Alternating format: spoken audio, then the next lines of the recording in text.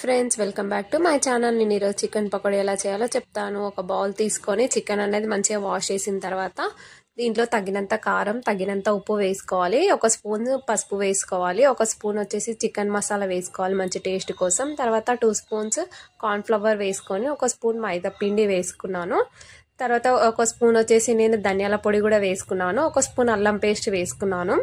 అలాగే కొంచెం నిమ్మరసం కూడా తీసుకున్నాను అనమాట. ఈ నిమ్మరసంతోనే మంచి టేస్ట్ అనేది ఉంటుంది, మంచి ఫ్లేవర్ కూడా వస్తుంది. ఇది మాత్రం స్కిప్ చేయకూడదు. నిమ్మరసం అనేది ఇది కంపల్సరీగా తీసుకోవాలి.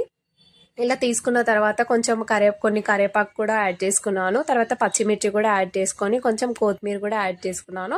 ఇలా మంచిగా మ్యాగ్నేట్ చేసుకోవాలన్నమాట. పీసెస్కి పట్టేలాగా మంచిగా కలుపుకోవాలి. ఇలా కలుపుకున్న తర్వాత ఒక పెనం పెట్టుకొని దానిలో ఆయిల్ వేసుకొని ఆయిల్ మంచిగా మరిగిన తర్వాత ఈ పీసెస్ అనేది దాంట్లో వేసుకోవాలి. మీడియం ఫ్లేమ్లో పెట్టుకొని ఇలా మంచిగా ఇట్లా కలుపుతూ వేయించుకోవాలన్నమాట. ఇలా అయితే మంచిగా పీసెస్ అనేవి మంచిగా ఉంటాయి, మంచిగా పడుతుంది కూడా, చాలా బాగుంటుంది. మీరు కూడా ఒకసారి ట్రై చేయండి friends. Thank you for watching. నా వీడియో కనుక నచ్చినట్టయితే లైక్ చేయండి, సబ్స్క్రైబ్ చేయండి ఫ్రెండ్స్.